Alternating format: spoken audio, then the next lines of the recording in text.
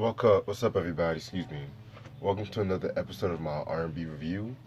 Um, Thank you guys so much for the love for the live videos. Like I said, I'm planning on potentially doing a live video maybe Friday afternoon. Might either do a CD recap or a vinyl recap. I don't know yet, so stay tuned on that. But the album I'm about to review today, as I should say, is Solange's third studio album, A Seat at the Table, released on 2016 on Saint under Columbia Records. Yeah, but you guys didn't see that one coming, but yeah, you guys should know who Solange is. She is the younger sister of Beyonce and stuff like that. So she basically got her start. She's from Houston, of course. She basically got her start basically as like a dancer and shit like that. And then like cause she was performing under with Destiny's Child on tour and then Christina Aguilera. And also what got her kinda notified was she was doing background vocals for the Proud Family theme song. You guys should know the Proud Family, the cartoon, the Disney cartoon, and stuff like that. Very dope cartoon, very slept on if you ask me. And she was also featured. She lent her voices on the Austin Power soundtrack, as well as some artists stuff with like Bow Wow, stuff like that. So she dropped her debut album, Solo Star, in I believe 2003, and her work basically I've never heard any of her previous albums besides this one and stuff like that. But what I was heard that this work was like more up tempo, very different from what you would have heard. Um, Very different from what you would have heard basically in the future and shit like that. And so basically that that album was like had like a mixed reception and things like that. So then she got into acting. She was in the Johnson Family Vacation with Cedric the Entertainer, Vanessa Williams, Steve Harvey, Bow Wow, and she was also on the movie Bring It All or Nothing and stuff like that. And what else? What else? Yeah, so she was beginning to act, and fast forward to 2008, she dropped her second album, Soul Angel and the Hadley Sent Dreams. This album was like very different from her debut. This album took more of an influence to like Motown and like late '60s, early '70s soul music. I heard a couple of tracks from this project. Very not bad to say the least. Very good. And what else? What else? What else? Basically, that after that, she left her record label Interscope and she basically kind of like took a break, to say the least, and stuff like that. And so, yeah, she took a little break, and she basically, was writing and dropping like independent stuff. And then fast forward to 2013, she launched her own record label, Saint Records, and yeah, that's when she dropped her first compilation album, Saint Heron and stuff like that from that label. Then fast forward to next year, um, in 2014.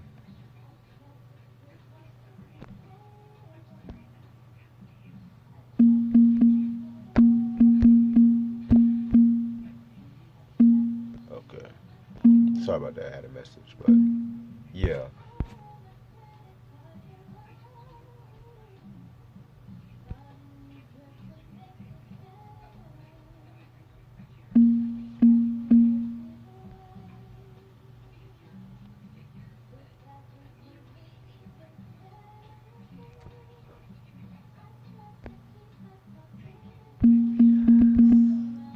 Okay, I'm so sorry. I'm so sorry, but anyway, and so between 2014,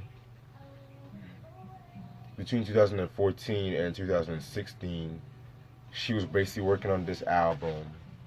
Oh, I forgot to mention, back in 2014, she actually got married and she gave birth to a son Daniel and stuff like that. So I forgot to mention that. But yeah, this album was released in 2016.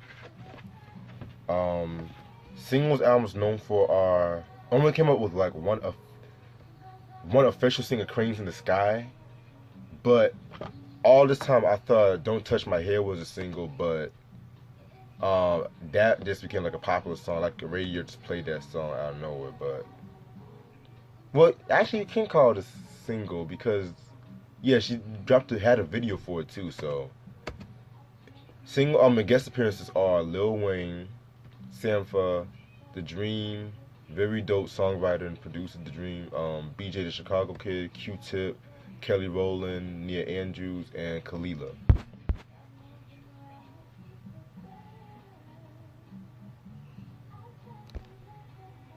Sorry about that. I had to handle something, but yeah. Okay, producers of this album are Solange. She's an executive producer. Raphael Sadiq, he's also an executive producer. You guys should know Raphael Sadiq. He is definitely one of my favorite R&B producers. Done work for Tony, Lucy Pearl. He's second like to Babyface as like dope producers in the R&B, especially in shit like that. So Troy Radio Johnson, Very Angry, Adam Bainbridge, um, Brandon Cook, John Kirby, Quest, dope producer, Dave Longstreth, Magical Clouds, Alubenga, Q-Tip, Questlove, Sanford, Sean Nickel Savage, Sir Dillons, Dave Andrew Static, and Patrick Riberly. Guest appearances include Lil Wayne, Master P, Matthew Knowles, her mom Tina Knowles, Sampha, The Dream Beach, the Chicago Kid, Q-Tip, Kelly Rowland, and Nia Andrews. 21 songs, but some of the songs are interludes. So track number one, Rise. Basically that song is about talking about staying true to oneself when it comes to like success and failure, which I'm gonna get into that once the album is finished. Love the song. Love how she starts off a cappella and then the beat just comes in. And when the guitar kicks in before the second half of the song, definitely a nice track to start it off with. Then you have Weary. It has Solange. It's like basically talking about how fighting for a purpose and being ready when somebody takes care of herself and shit like that. That was a pretty cool song. Track number three, Interlude, The Glorious in You. That's a Master P interlude, and he's basically just introducing like the cranes in the sky and explaining it. Cranes in the Sky is the next song. Love that song. Love the beat. Love the singing, instrumentation. What I got from Cranes in the Sky, um, is just her attempts to avoid painful feelings and stuff like that, and being rejected as a black girl in America. Very good song right there. Yeah. Track number five, Dad Was Mad interlude. That has Matthew Knowles. He's basically just talking about racism in his own experience. Um, then it takes us to Mad. That has Lil Wayne, which is playing in the background. Very cool song though. I actually like the beat a lot in this song. Lil Wayne definitely did his thing. And that's the thing though about Lil Wayne too. Like, I'm not the biggest Wayne fan though, but he does come on certain occasions and shit. So yeah, definitely a cool song. Track number seven, Don't You Wait. This one is probably one of my favorite songs off this project.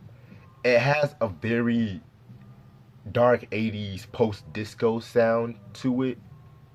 And I kind of feel like she kind of did that on purpose because her previous works were like more up tempo compared to this album. So she's basically talking about the critics on the level of her previous EP, and she's basically saying like, don't you wait on me to write generic tracks about love and heartbreak when we're going through like a dangerous time, especially with the whole Trump elections and the whole Me Too movement, shit like that. So felt like that was a dope song. One of my favorite songs off this project.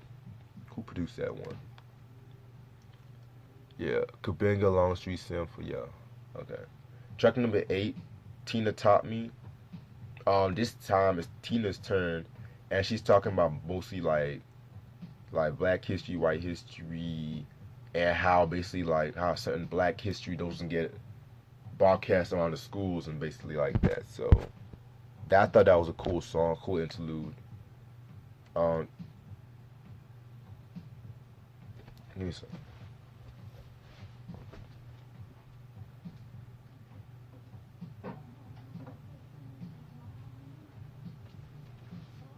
Yeah. Damn it. Okay. Track number 9, Don't Touch My Hair, featuring Sampha. Um, Pretty interesting song, Don't Touch My Hair. And basically, it's setting that she's not going to change her beliefs for nobody just to satisfy other people.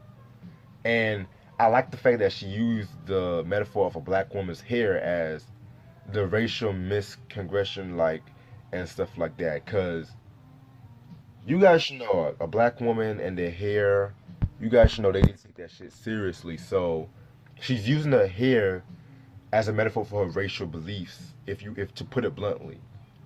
So I felt like it's saying don't touch my hair, don't tamper with my beliefs, things like that. Very good song. Track number 10, Interlude This Moment. That's another interlude with Master P. Then you have track number 11, Where Do We Go? Um, Basically, what I got from that song in the interview, it talks about this racial incident that Solange's parents went through and stuff like that. And basically, what happened was, let me see. Basically, what happened was and they were in leaving when they were leaving like Louisiana. Um,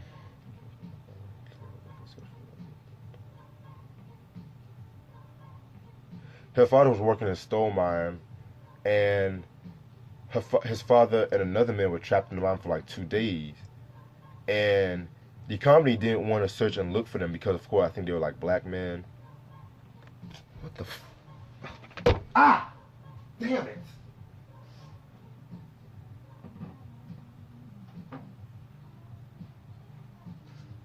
That vinyl keeps skipping for some reason, but shit! I hit my foot on this damn door. Yeah.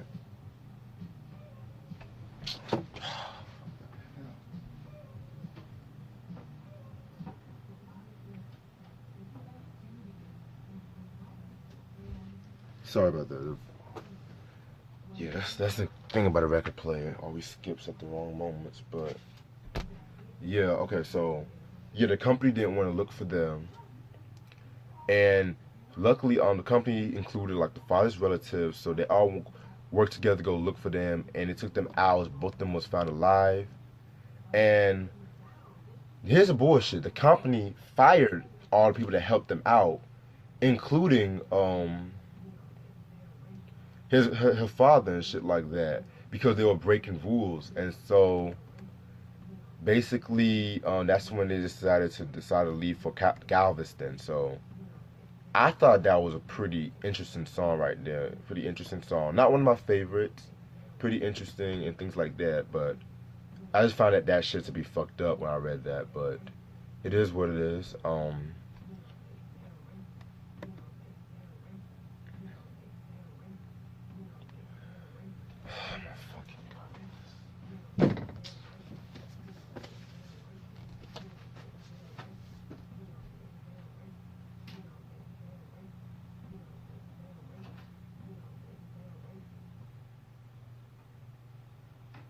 Bear with me, folks.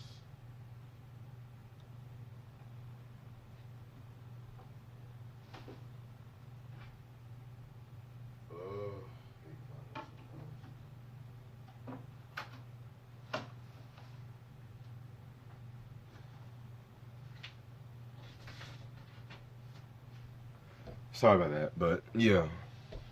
Next track, interlude for us, by us, which is basically leading to the next song, F.U.B.U. Yeah, basically leading to the next song, F.U.B.U.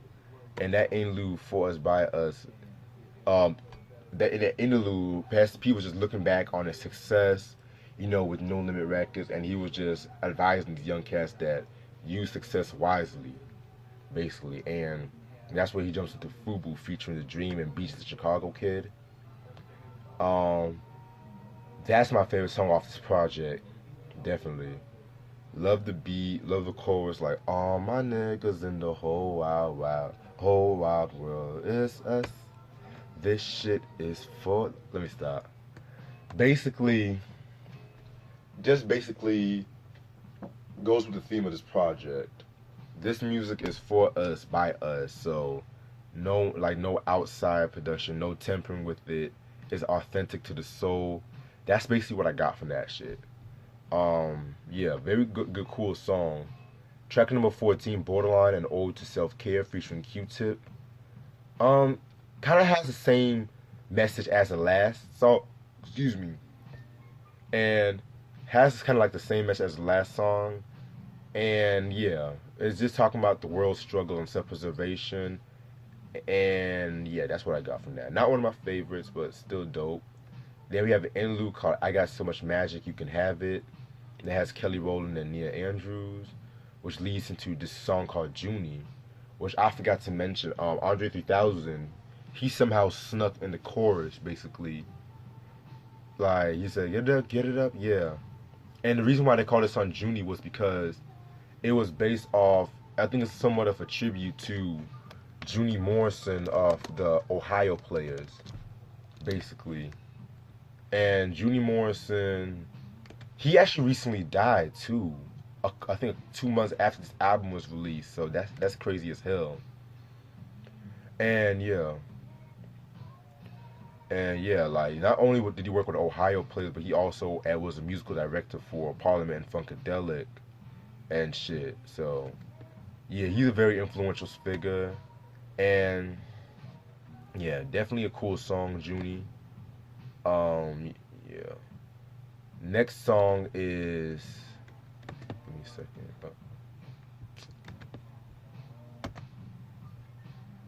Okay, next song is Interlude No Limit. Again, like it's kind of like following what he's talking about success. He's talking about the origin of the No Limit name. Actually, a good story. That actually probably my favorite interlude off this project. Then we have Don't Wish Me Well. Love that song. This song is like another one was talking about moving forward in life, and she's willing to allow you to her journey of self healing and things of that nature. So very good song. Next song is the interlude called Pedestals. Then we have Scales featuring Kalila. It was talking about various status symbols and warns us about letting someone determine how much you're worth and things of that nature. And last song is a closing the chosen ones. Yeah. Overall, this album, very dope album, in my opinion. Very dope album. I believe me, there is not one weak track on this project.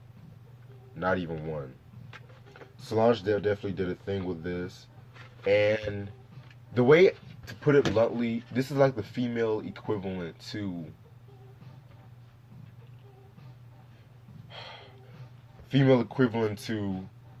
Pimp a Butterfly.